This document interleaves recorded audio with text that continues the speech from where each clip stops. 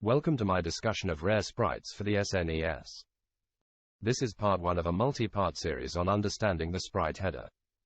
This assumes you already have knowledge of bit planes and how those work. There are a handful of games that use this format, including the Donkey Kong Country Trilogy and Battletoads. We will look at this image as an example. More specifically, we will look at the Donkey Kong sprite.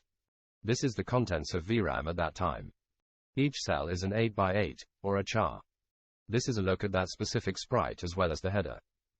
This is how that sprite looks in VRAM. We can then outline the 2x2 chars. Here we see there are 3 2x2s, so we outline the first 6x2 in green. After that, we can outline the single chars in blue. We know which chars are referenced because of this number. Offsets are always 0 indexed, so we look at the 7th char in this row. Everything else in VRAM is garbage and shouldn't be considered. These are all remnants of previous sprites. They are left behind because it would be wasteful to clear VRAM every frame. We then ignore these next two. They will be covered in a future video. Finally, we look at something called DMA groups. DMA groups are just how these are arranged logically.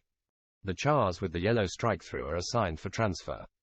DMA starts at 0 and goes up to the first garbage cell. Then first after garbage until the next garbage. There is never a group 3.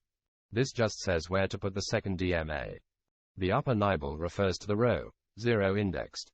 The pink line represents the second DMA transfer. In this case, 6 chars are transferred. Let's look at another example. We will look at the same image as before. But this time we look at Diddy.